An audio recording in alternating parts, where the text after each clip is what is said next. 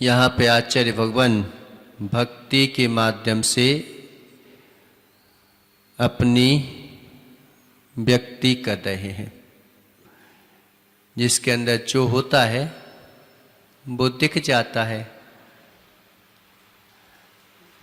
तो यहाँ पर ये बता रहे हैं कि मोह क्षया, मोहनीय कर्म का क्षय होने से, क्षयाद होने से अनुभवन्नपि नाथ मर्तो, हे नाथ, किसी मनुष्य का जो है मोहनीय कर्म का क्षय होने से अनुभव करता हुआ भी जो है नूनम गुणान गणयुतम न तमच्छमेत, आपके गुणों को गिनने के लिए वह भी निश्चय से समर्थ नहीं है। यानी हम तो क्षोभसमधारी हैं ही, देव तो देव, देव्य जो है वो भी ज्यादा श्रेष्ठ नहीं है कि वो तो है संसारी ही ना, तो उसके पास अवधि ज्ञान होता है, वो भी जो है आपके गुण को ना गा सके, ये तो बहुत छोटी बात है। जो आप जैसे रूप को प्राप्त भी कर चुके हैं, वे भी अगर आपके गुणों को गाएं तो उनको गा नहीं सकते, प्रकट कर सकते हैं अपने। भक्ति और तप, इसमें क्या अंतर है? चमत्कार हमेशा भक्ति से होते हैं, तप से निर्जरा तो होती है, तप से निर्जरा होती है, संवर होता है, लेकिन जितने भी चमत्कार देखे जाते हैं वो भक्ति से देखे जाते हैं। आप देख लो, चाहे समंत्रभद्र स्वामी को उठा के देख लो, और चाहे तो वादिराज सूरी को उठा के देख लो, चाहे आप जो है मांग तुंग स्वामी को देख लो, और चाहे धनंजय कवि को देख लो, किसी को भी देख लो आप। क्या वादिराज सूरी तपस्वी नहीं थे क्या? तब तो कोई रोग ठीक नहीं हुआ। यद्यपि तप से भी जो है रोग वगैरह सब अपने आप ठीक हो जाते हैं, लेकिन यहाँ पर ठीक करने का पुरुषार्थ होता है, और तपस्या करने से ऐसी निर्जरा होती है कि औदारिक शरीर परम औदारिक पने को प्राप्त हो जाए एक दिन करते करते। लेकिन जो है चमत्कार, सांसारिक चमत्कार जो भी होते हैं वे भक्ति से होते हैं, और तप से निर्जरा होती है। तुम भक्ति तो कर सकते हो, भगवान बन सकते हो, लेकिन भगवान का आनंद भिन्न है, भक्ति का आनंद भिन्न है। एक बार जो है ऐसा प्रसंग आता है कि कैलाश पर्वत पर जब भगवान आदिनाथ को मोक्ष हो गया, तो जो है चक्रवर्ती आंसू बहा रहा था।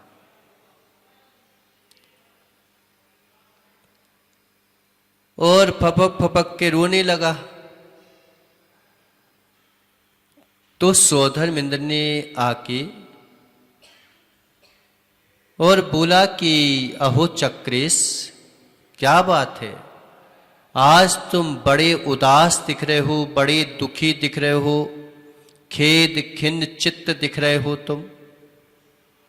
क्या तुम्हें जो है अपने पिता और पिता से राग ना भी हो तो आदि ब्रह्मा आदिश्वर नाथ का मोक्ष कल्याण क्या तुम्हें अच्छा नहीं लगा क्या? सारे लोक में खुशियां मनाई जा रही हैं मोक्ष कल्याणक की भी। लेकिन तुम उदास बैठे हो। क्या तुम्हें भगवान का मोक्ष अच्छा नहीं लगा क्या? तो चक्रेश क्या बोलता है कि ऐसा कैसे हो सकता है कि मोक्ष जो है अच्छा ना लगा हो।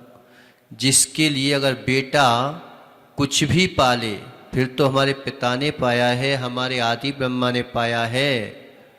उसके लिए जितना पुरुषार्थ किया था वो चीज अगर मिल जाए फिर क्या बात है। जैसा जैसा अपने सोचा वैसा वैसा होता चला जाए तो क्या बात है फिर।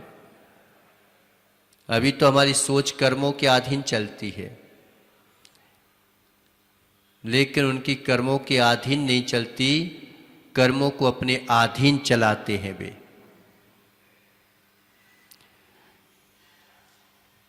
तो बोला कि आप जो है कि भगवान का मोक्ष किसी अच्छा नहीं लगेगा, लेकिन मैं इस कारण से दुखी नहीं हूं कि भगवान का मोक्ष हो गया। दुखी इस बात से हूं कि अभी तक जब भी जो है शंकाएं उठती थीं, अभी तक जब भी जो है मैं कर्म क्षय करके मोक्ष प्राप्त कर सकता हूं, लेकिन भगवान की अब भक्ति करूंगा कैसे। और जो है उनके पास आने का अभी तक हमें मौका मिलता था, अब मैं किसके पास जाऊंगा। तो मोहनीय कर्म तुम नष्ट कर सकते हो, लेकिन उनके मोहनीय कर्म नष्ट करने के बावजूद भी तुम उनके जैसा जो है जान सकते हो सब कुछ, लेकिन उनका फिर भी जो है वर्णन नहीं कर सकते। वर्णन कर सकते हैं भगवान का, वर्णन भगवान कर सकते हैं।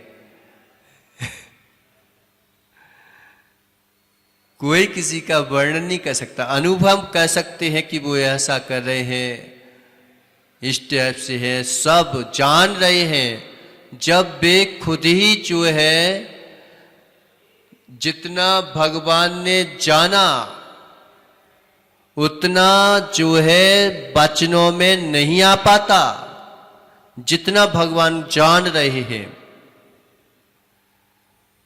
उतना जो है उनके केवल ज्ञान में जितना झलक रहा है, पूरा क्या एक खट्टा तुम्हारे पास आ जाता है क्या? वो पूरा नहीं आता। और जितना उन्होंने व्याख्यान किया उससे जो है अंश मात्र भी जो है गणधर झेल ना सके। और जितना गणधर परमेष्टि ने झेला है उतना जो है आचार्य भगवान लोग लिपिबद्ध नहीं कर सके। और जितना लिपिबद्ध कर सके हैं उतना भी हम लोग जो है समझ नहीं सके।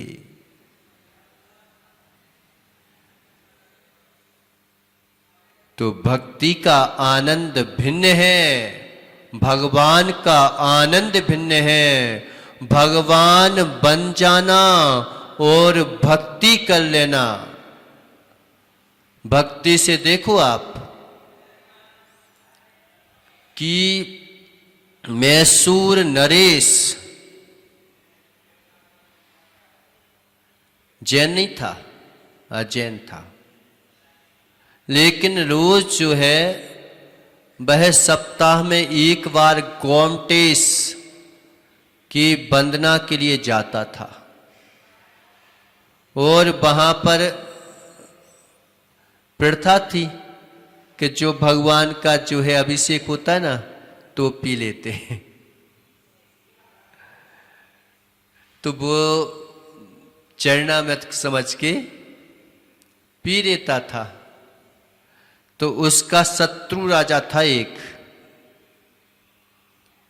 तो शत्रु राजा था तो वो सोचता है कि इस मैसूर नरेश को कैसे जो है अपने अधीनस्थ किया जाए, या तो इसके रास्ते का कांटा ही हटा दिया जाए या फिर ये मेरी अधीनता स्वीकार कर ले। इसकी वजह से मेरा जो है देश प्रगति नहीं कर पा रहा है, ऐसा सोचता रहता था। ईर्ष्या बहुत बुरी चीज होती है। ईर्ष्या बहुत बुरी चीज होती है। मच्छर तो जो है वो काट के जाता है, गाना गा के जाता है कम से कम तुम्हें, लेकिन ईर्ष्यालु व्यक्ति कब किस जगह जो है अपना जाल फैला दे, किस जगह जो है भगवान के स्थान पर भी यानी ईर्ष्या जो है पहुंच जाती है। उसने पता लगाया कि ये तो खबर करूं कि ये जाता कहाँ है, रहता कहाँ है, क्योंकि इससे जो है साम दाम दंड भेद से तो नहीं जीत सकते, लेकिन छल पूर्वक जीत सकते हैं बस इसको।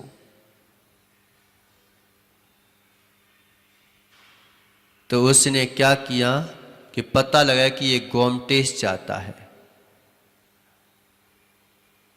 मैसूर नरेश, और वहां पर जो है ये अभिषेक को पीता है।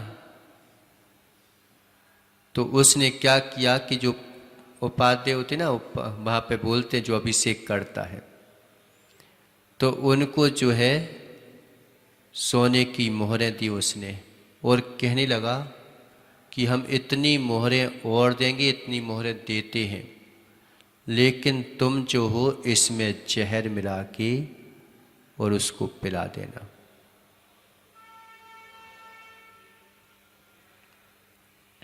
अब मैसूर नरेश आया और भगवान का अभिषेक देखा। पीना मत, नहीं तो पीना चालू कर दो कल से।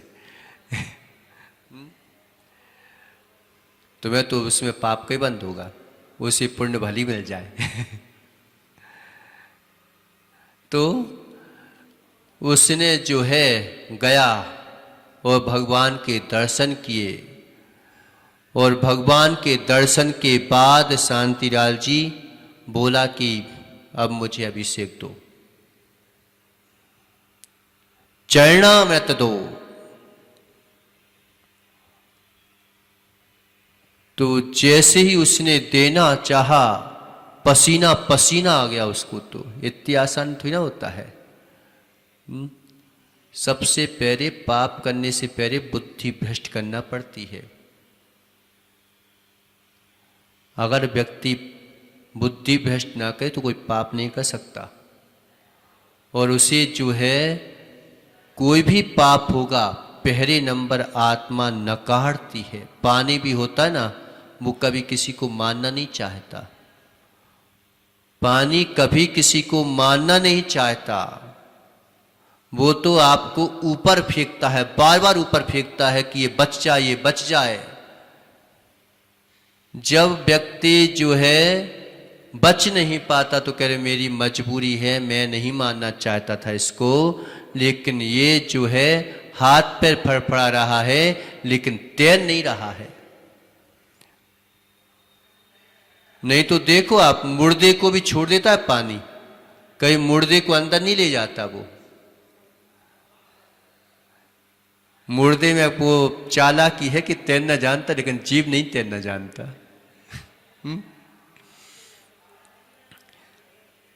तो हर व्यक्ति जो है जब पहली बार पाप करता है तो व्यक्ति पसीना ना आए, हालत खस्ता ना हो, ये हो नहीं सकता।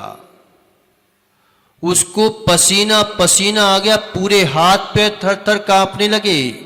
अभी तक तो जो अभिषेक का जल दिया जाता था बड़े प्रमुदित भाव से देता था वह, कि मैसूर नरेश पधारा है। आज जो है बड़े जो है उत्साह से देता था, लेकिन आज जो है उसके हाथ पैर कांप रहे हैं। अब राजा तो राजा,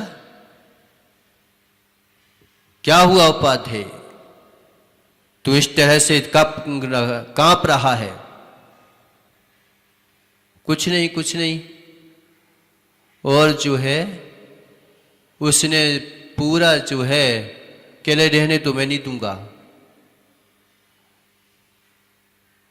तो क्यों नहीं देगा तुम? कि नहीं मैं नहीं दूंगा। तो उससे पूछा क्या क्या बात है तेरे को? कह ले कि पड़ोसी राजा ने हमको जो है खरीदा था और मेरे से अब देते नहीं बनता राजन, मैं नहीं दे पाऊंगा, मैं नहीं दे पाऊंगा। फिर वो जो है मैसूर नरेश कहता है तू क्या सोचता है? तू जो है यही चरणामृत मेरे को चाहिए, दूसरा चाहिए ही नहीं है मेरे को। अगर मेरी भक्ति में शक्ति है तो फिर ये चरणामृत काम कर जाएगा, और नहीं तो मैं भी राजन हूं, ये भगवान मेरे भगवान हैं, ये मेरे प्रभु से हैं, गोमटे से हैं, तो मैं भी जो हूं मैसूर का नरेश इनका भक्त हूं। वो कांपता रहा, लेकिन राजा ने कहने आज तो तुम जो हो पूरा भर के ही देना मेरे को। साक्षात पता है कि उसमें जहर मिला दिया, मैंने मिलाया है, मैंने मिलाया, नहीं दूंगा। नहीं अब तो तुझे देना ही पड़ेगा। और उसको जो है वह अभिषेक दे दिया गया, उसने पूरा पी लिया, लेकिन कोई असर नहीं पड़ा।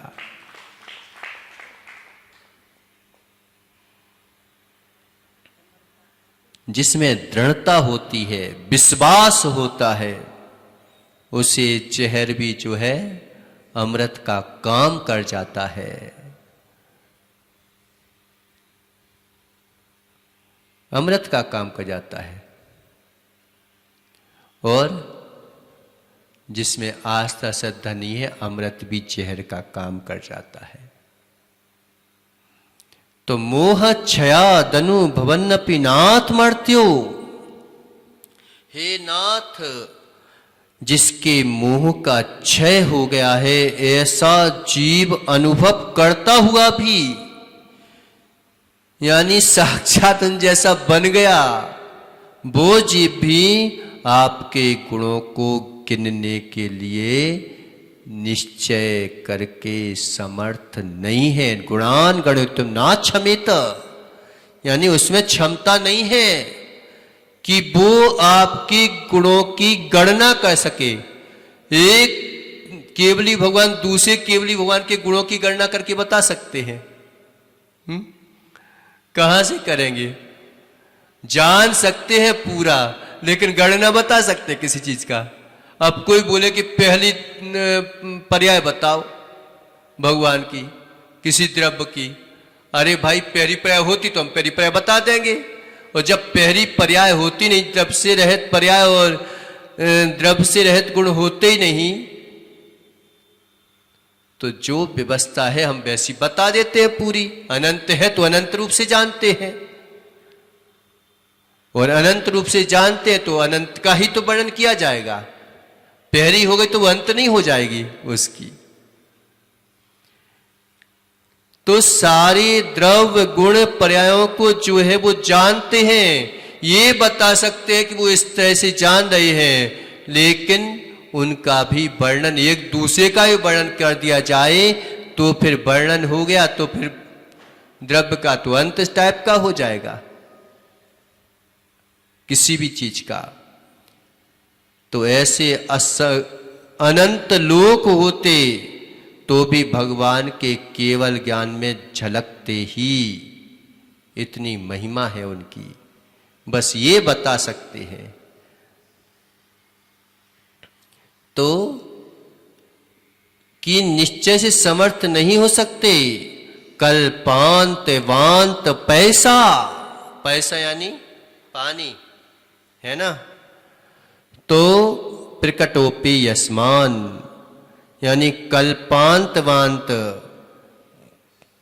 कल्प का अंत करते हुए ऐसा प्रलय कार रूपी समय आ जाए, ऐसा प्रलय आ जाए, कल्प का अंत होने जैसा समय आ जाए, जिसका पानी बाहर हो जाए, यानी समुद्र है एक, और समुद्र का ऐसा पिल्ले आगे पूरा का पूरा पानी एकदम से बाहर आ जाए, और बाहर आ जाए, हो गया। ऐसे समुद्र में भी जलधे क्या रत्नों की राशि किसी के द्वारा गिनी जा सकती है क्या?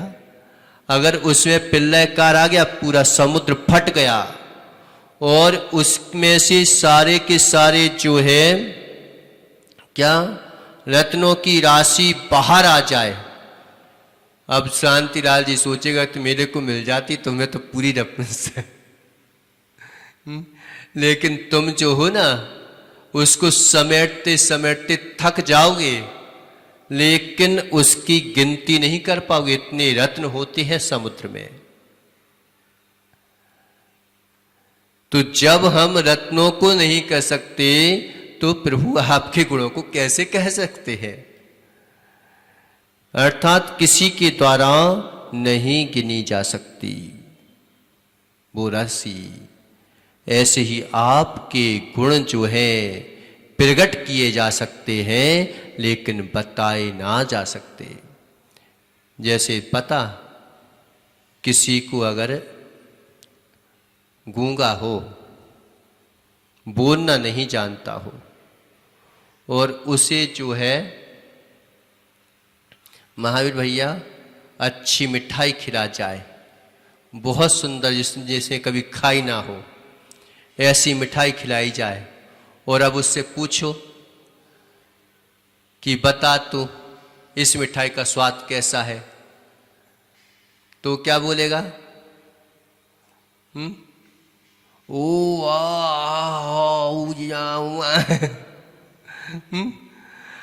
अब यानी वो बताना चाहता है, लेकिन क्या बता पाएगा?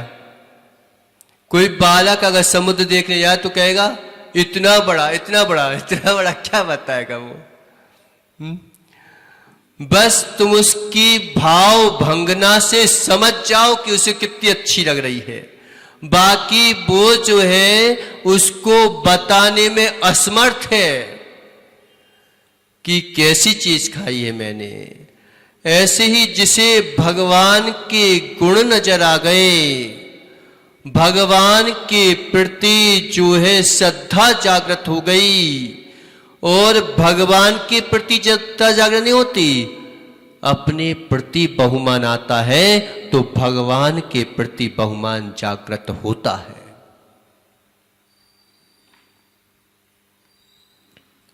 सबसे पहले तो हमें अपनी गरिमा आना चाहिए। किसकी गरिमा आती है? भगवान की आती कि अपनी आती है? भगवान को देख के अपनी गरिमा आती है, और अपन को देख के भगवान की गरिमा आती है। दोनों को एक दूसरे की गरिमा आती है। कभी कभी क्या होता है ना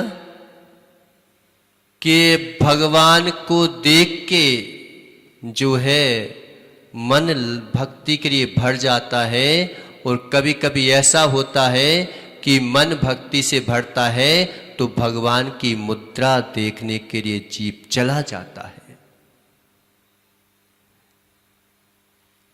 इसलिए कई लोग कहते ना कि भाई महाराज जी जब श्रद्धा होगी तो हम खुद ही चले जाएंगे, या फिर हम जो है भगवान की भक्ति दिखावे के लिए नहीं करते, जब हमारे मन तक से भाव होएगा ना तभी हम भक्ति करते हैं। क्या बोलते हैं कि अब भाव हो ही नहीं है, अब जे लोग हैं रोज रोज जाओ, रोज रोज जाओ। अरे भाई जब अच्छे से उत्कृष्ट भाव बने, जब क्या एक हर दिन जाओ, जब हमें खुद भावना बने और खुद जाने की इच्छा हो तब जाओ तो निर्जरा होती है। ऐसा सर्वथा नहीं है। दुकान के पीछे तो नहीं बोलते कभी, बिजनेस के पीछे नहीं बोलते, और चीजों के पीछे कभी नहीं बोलोगे कि जब भैया इच्छा होगी, जब अपने ग्राहक आएंगे तब देखेंगे। आज भगवान जो है नौकरी वगैरह जाने की इच्छा नहीं हो तो फिर भी जाते कि नहीं जाते? दुकान खोलने की इच्छा नहीं भी होती तो भी क्या कहते हैं, चलो यार घर पे करेंगे क्या, कहीं देवी से लड़ेंगे, कहीं कुछ करेंगे, इससे अच्छा तो दुकान खोल ही रहे हैं। और दुकान खोल लेते तो दुकान चलती कि नहीं चलती? थोड़ी बहुत तो चली जाती है, भले ही बेमन से दे जाऊं तुम। इसे कभी कभी हम बेमन से भी जाएं, मन में है नहीं है तो हम क्यों जाएं? अरे बेमन से जाओ तुम, कोई मतलब नहीं कि तुम्हारा मन बने, लेकिन बेमन से जाओगे तो भी जो है दुकान चलेगी। ऐसे ही बेमन से भी भक्ति करोगे तो बेमन से भक्ति करते करते करते करते एक दिन ऐसा आएगा कि मन दृढ़ हो जाएगा, और मन दृढ़ हो गया तो भक्ति का फल प्राप्त हो जाएगा। नहीं तो हमें पता है कि तुम्हारा मन तो कभी बनने वाला है नहीं है उन चीजों में, बाकी सब जगह बन जाएगा व्यक्ति का मन, बस एक ही जगह नहीं बनता और बाकी सब जगह बनता है। इसलिए कभी कभी भगवान को देख करके भक्ति के भाव आ जाते हैं, कभी भक्ति के भाव बनते हैं तो भगवान की मुद्रा देख करके देखने की इच्छा व्यक्त हो जाती है। दोनों एक दूसरे के पूरक हैं। इस प्रकार से यहाँ पे भगवान के गुणों का वर्णन बस ऐसे ही है जैसे गूंगे की मिठाई, वो बता नहीं सकता कि कैसे गुण हैं। ऐसे जिसको भगवान के प्रति महिमा आ जाती है वो कहता है बस है, अब तुम जानो, तुम्हारा काम जाने कैसे है। हम बता नहीं सकते, क्षय करके भी बता नहीं सकते, उनके गुणों का वर्णन नहीं किया जा सकता। ऐसे यहाँ पर स्तुति की।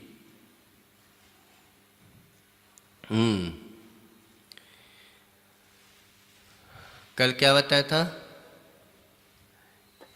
क्या चल रहा था कि भगवान के द्रव्य बनाने में हिंसा होती है ना, चंदन घिसने में हिंसा होती है, और जो है क्या केसर घिसने में हिंसा होती है।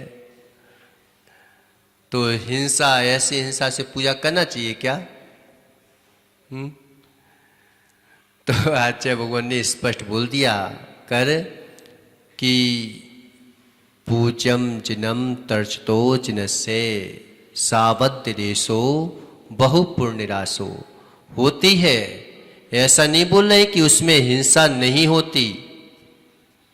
सचित अचित फल वगैरह चूक भी चढ़ाओगे, सब में कहीं ना कहीं हिंसा है। तो हिंसा का निषेध नहीं है, लेकिन प्रमाद का निषेध है। विवेक का जो है, विवेक पूर्वक करो, अविवेक पूर्वक कोई भी क्रिया नहीं करो, इतना भी ध्यान रखो कि हिंसा तो होती है, लेकिन विवेक पूर्वक की गई हिंसा में भी जो है पुण्य का बंध होता है। जैसे सावध रेशो बहु पुण्य रासो, यानी थोड़ा सा साबद्ध होता है और पुण्य की राशि बहुत होती है, अथाह होती है, अथाह। जैसे समुद्र में एक बूंद तुमने जो है जहर डाल दिया, क्या वो जहर असर काम करेगा? क्या वो जहर कभी असर काम नहीं करेगा, वो जहरीला नहीं होगा। ऐसे ही भगवान के लिए तुमने द्रव लेके आए हो, प्राशुक लेके आए हो और भगवान को चढ़ाते हो, तो उससे जो है पुण्य की राशि अथाह भर जाएगी, और पाप की राशि तो किंचित मात्र भी है। पाप करने में भी पुण्य होता है, सहन नहीं कर पाते लोग। हिंसा में पुण्य होता कि नहीं होता?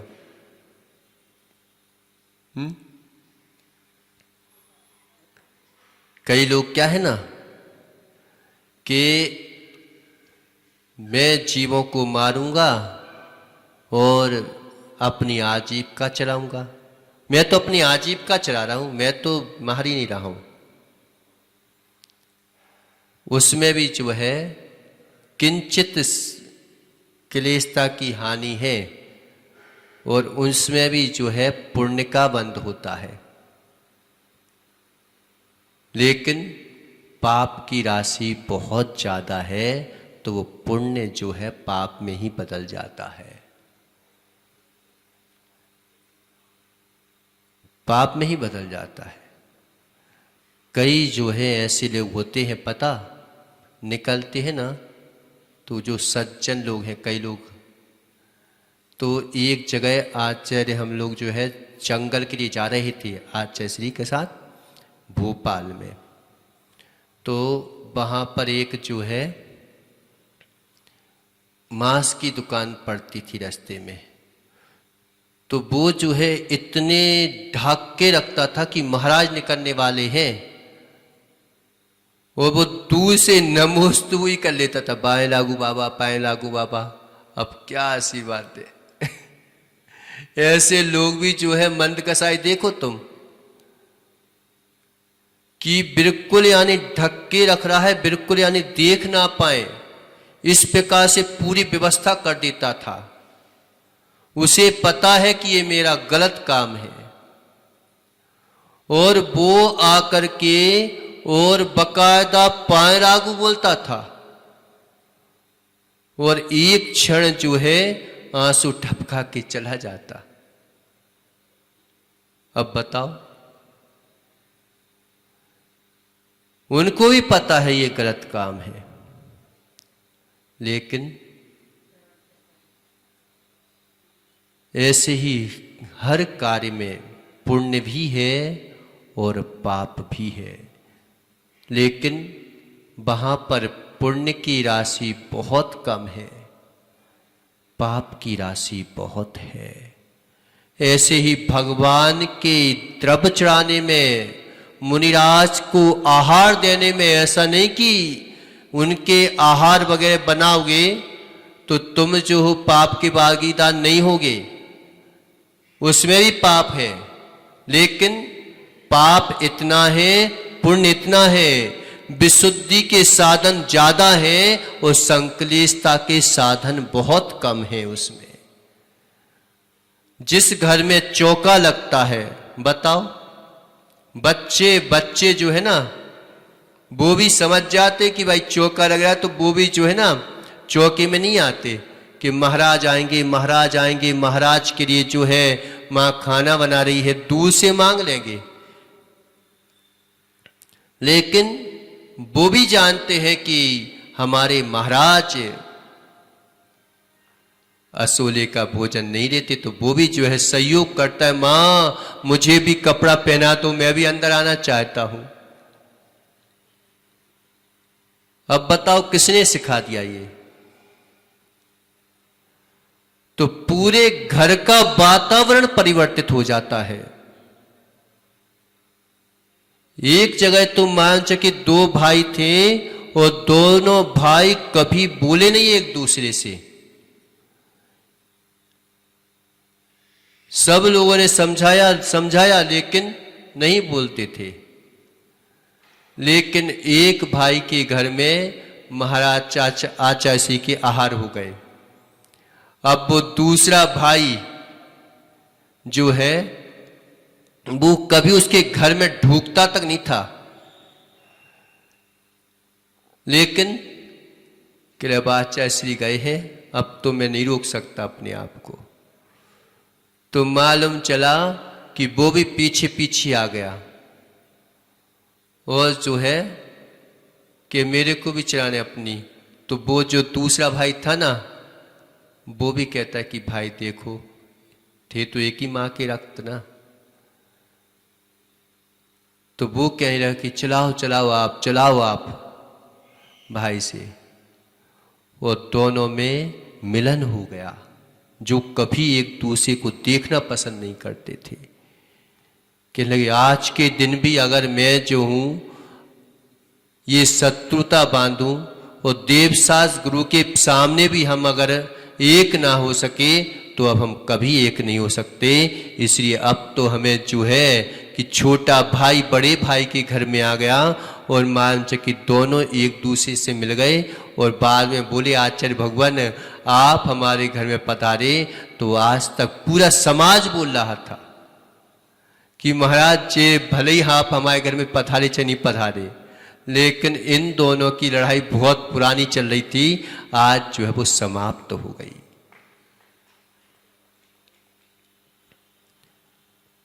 तो परिवर्तन आ जाता है।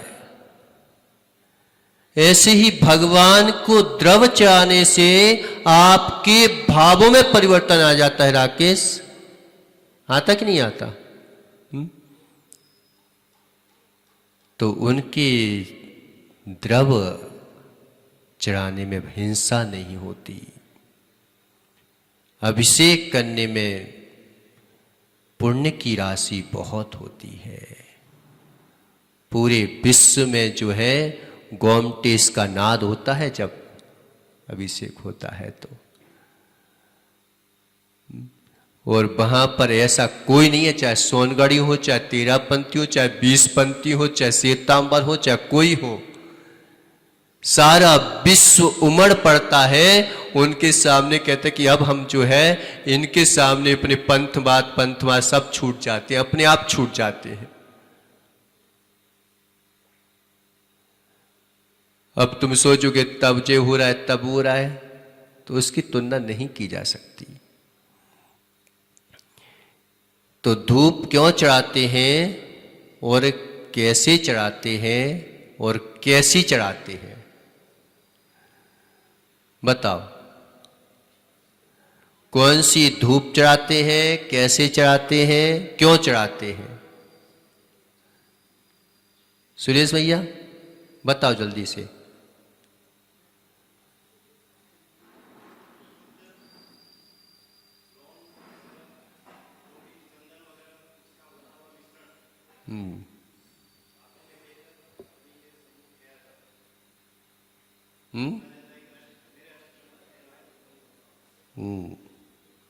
धूप जो है कभी भी अपन को बाजार की जो आती ना वो लेके नहीं आना चाहिए किसी भी चीज में। क्या पता कब की बनी है, कितने जीव उसमें लकड़ी वगैरह है जो भी है, तो वो जो है सीड़ रहे हैं, कुछ हो रहे हैं, उसमें जीव पड़ रहे हैं। तो हमें जो है अपने हाथ से पीस करके, और जी कौन सी सुगंध दशमी आ रही है, तो सुगंध दशमी में आपको जो है ना वो वाली धूप बनाना है अपने हाथ से पीस के, और वो वाली धूप चढ़ाओ। ऐसे दीपक भरे। हमारा विवेक होना चाहिए कि हम आरती करें वो करें, लेकिन अपना पैक करके रख दें ताकि कोई जीव इतना घी रहे कि जिससे उतनी ही देर चले। अब हम जो है ज़्यादा जलाते रहे, अखंड दीप की बात अलग है, उसको पैक करके अगर रखते हैं फिर तो करना चाहिए कि कोई जीव आके गिर ना जाए, नहीं तो मान सके जितना पुण्य नहीं किया उतना पाप भी लग जाएगा। तो हम जो है हमारा प्रमाद नहीं होना चाहिए किसी भी चीज में कि आरती करें और आरती करने के बाद उसको कीड़े वगैरह ना आने पाए, ऐसे स्थान पर अच्छी तरह से ढक के रखें। और ऐसी धूप है तो धूप को जो है हम अपने हाथ से बनाएंगे तो बेचारा शांति लालची बिल्कुल घिसने में तो आलसी करेगा तो इतनी सी घिस पाएगा, और बाजार के लाके दे दी तो इतनी फेंक रहे हैं। तो भगवान का कार्य अपने हाथ से करना चाहिए, भले ही कम करो लेकिन अच्छा करो। विवेक पूर्वक थोड़ा कार्य भी बहुत पुण्य की राशि को देता है, और अविवेक पूर्वक बहुत कार्य भी जो है तुम्हें पुण्य की राशि कम लगती है। इसे भले ही कम करो लेकिन अपने हाथ से घिसना है। अब फिर बुआ चढ़ाओ, तुम जितनी चढ़ाना उतनी चढ़ाओ। और फिर ये भी देखो कि जो हम क्या वो क्या होते हैं, अंगारे क्या होते हैं, क्योला, तो क्योला वगैरह है, लकड़ी वगैरह है, उसको भी शोध करके और फिर देख करके हम उसको जो है आहुति दें। तो धूप अष्टक्रम देना है। अच्छा हो गए अष्टक्रम दहन। कैसे चढ़ाते हैं? 2 उंगलियों से 3 उंगलियों से चढ़ाते हैं, ऐसे नहीं। ऐसे। हाँ, फल फल क्यों चढ़ाते हैं? अच्छा, महाराज हमारा घर भरे रहे इसलिए चढ़ाते हैं। तो मोक्ष फल की प्राप्ति के लिए झूठी बादाम नहीं, मंच के आज के पता फल के नाम पर पता क्या चढ़ाते हैं? ये जो बादाम है ना, वास्तविकता में ये बादाम नहीं है, वह बादाम की गुठली है। जो तुम लेके आते हो ना, वो गुठली है, गुठली। बादाम तो तुम ऊपर का फल तो उसमें रहता ही नहीं है। बताओ, गुठली चढ़ा रहे भगवान का क्या? तो अंदर की मिगी चढ़ा दो अच्छी तरह से कि बादाम के नाम पर मालूम चला कि वो बाजार की बादाम खाओ तो कड़वी हो जाए, उससे मोक्ष पर प्राप्त करना चाहता है ये शांतिलाल जी कि कड़वी बादाम निरपामती मोक्ष पर प्राप्त, परम निरपामती स्वाहा, कि कड़वी बादाम से मोक्ष पर प्राप्त करेगा। कौन सा मोक्ष जाना है अब तुम्हें बताओ? अच्छी बादाम चलाओ, बेहतरीन अच्छे जो है प्योर फल लेके आओ, फिर चढ़ाओ तुम अच्छे भर भर के। तो मोक्ष फल की प्राप्ति के लिए यहाँ पे फल चढ़ाते हैं। और अर्घ, अर्घ का मतलब क्या होता है? मिक्स कर दिया वो अर्घ हो गया। अर्घ यानी मूल्यवान, अर्घ यानी मूल्यवान होता है अर्थ, और जिसका कोई मूल्य ही ना दे सके ऐसे अनर्घ हम मूल्य देके अनर्घ पद पाना चाहते हैं कि जिसका कोई मूल्य नहीं, बेस कीमती वस्तु को प्राप्त करना चाहते हैं कीमत देके। तो अर्घ का मतलब ये अष्टद्रव्य नहीं होता कि सब चीजें मिला दी। अब हम क्या है ना कि वैसे ही प्रदर्शित कर पाते हैं, तो फिर कहते हैं कि भाई तुम एक काम करो, ऐसी क्या है तो ये भी चाह दो, ये भी चाह दो, ये भी चाह दो, इसमें जो अर्घवान हो तो चढ़ा दो। तो बढ़िया सोने चांदी के जो है चावल बनवाओ, वो बनवाओ, ऐसी चीजें बनवाओ, फिर चढ़ाओ तुम कि अनर्घ पद प्राप्त है अर्घम निरपामती,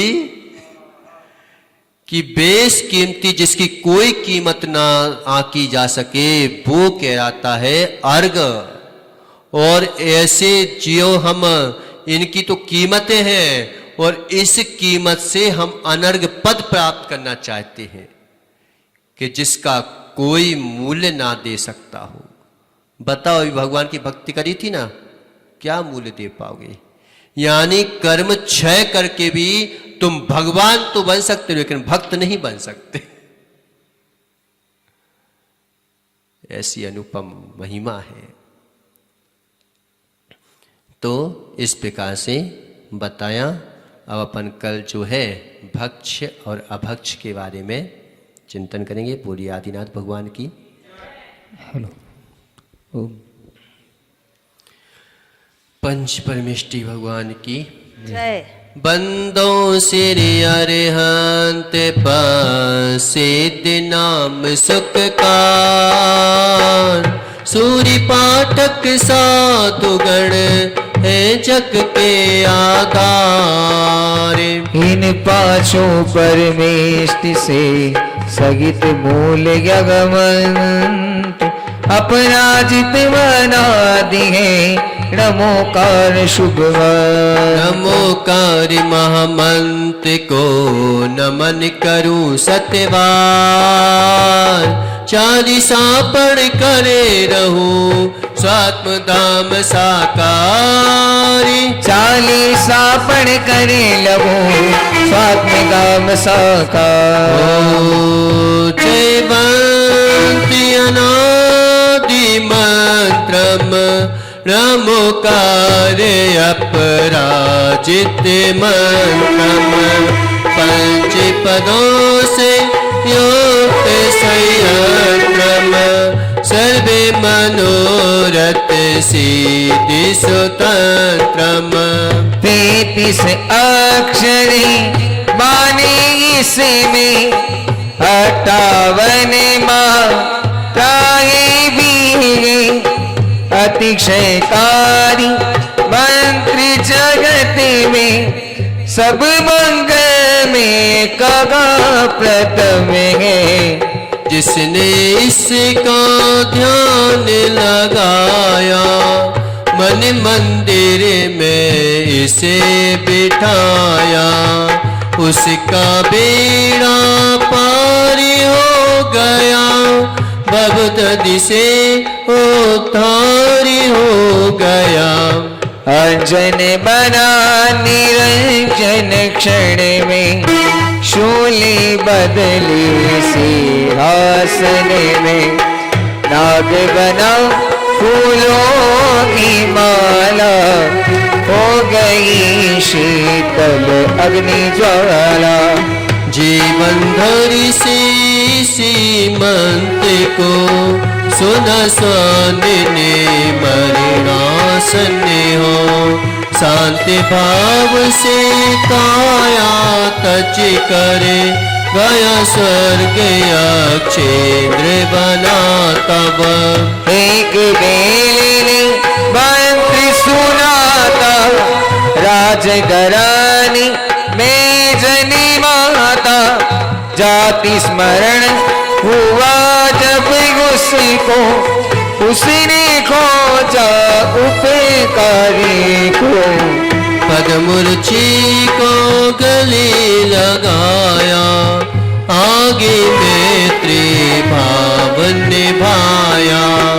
कारांतर में बही पदम रुचि, राम बने तब बहुत धर्म रुचि। बेल बना सुग्रीव बंधुवर, दोनों के संबंध मित्रवर।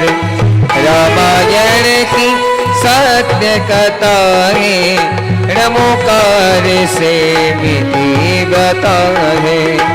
ऐसी ही कितनी घटनाएं नए पुराने ग्रंथ बताए। इसीलिए इस मंत्र की महिमा कई सभी ने इसकी गरिमा। ओ अपवित्र पवित्र दशा में, सदा करे संस्मरण हृदय में। जब शुद्ध मन से जो माला, वे पातेंगे सूर्य निराला। अंतर मन पावन होता है, बाहर का अगमल धोता है। नमोकार के 35 व्रत है, सावक करते सदा युक्त है। हर घर के दरवाजे पर तो मांगा मंत्र को लिखो चैन गण। जैन संस्कृति दर्शाएगा, सुख समृद्धि भी दिलवाएगा। एक तराजू के परिणे परे, सारे गुण भी रख देने परे। दूजा परिणाम सहित जो उठा न पाए कोई उसको। उठते चलते सभी क्षणों में, जंगल पर्वत या मेलों में। बाबा मंत्र को कभी न छोड़ो, सदा इसी से नाता जोड़ो। देखो एक शुभोम चक्र था, उसने मन में इसे जपा था। देव मार नहीं पाया उनको, तब छल युक्ति बताई नप को।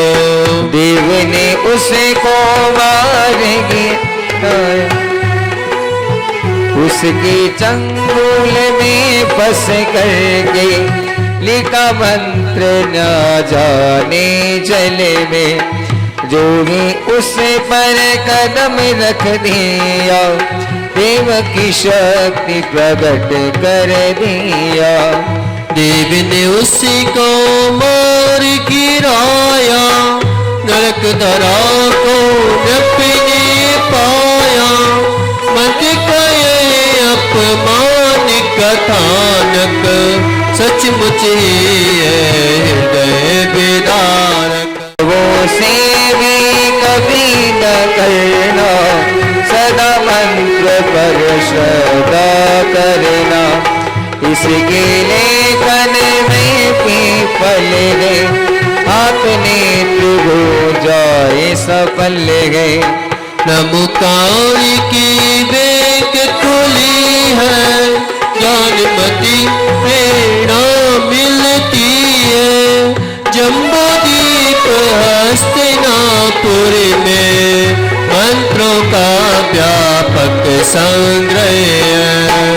इसके किरण प्रभा से जग में फैले सुख शांति जन जन में।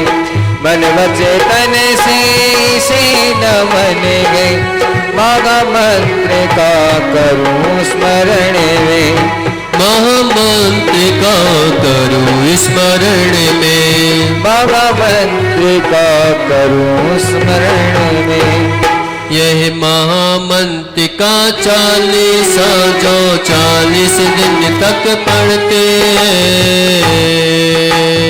ओम यत्वास्याओ सामंत्र, या पूर्ण मंत्र जो जपते हैं। ओंकारमयी द्विभुवनी के वे एक दिन स्वामी बनते हैं। परमेष्टि पद को पाकर वे खुद नमोकारमय बनते हैं। 2522 वीर्योदयासिन शुक्लाए कम तिथि में, रच दिया ज्ञानमति गणने की, शिष्या चंदनामति जी है। मैं भी परमेष्टि पद पाऊं प्रभु, कब ऐसा दिन आएगा, जब मेरा मन अंतर बन में रम कर पावन बन जाएगा। रम कर पावन बन जाएगा, रम कर पावन बन जाएगा। नमो अरिहंताणम, नमो सिद्धाणम, नमो आयरियाणम, नमो वचायाणम, नमो लोए सब साहुणम। नमो अरिहंताणम, नमो सीताणम, नमो आयरियाणम, नमो उवजायाणम, नमो लोए सब साहुणम। नमो अरिहंताणम, नमो सिद्धाणम, नमो आयरियाणम, नमो वचायाणम, नमो लोए सब साहुणम।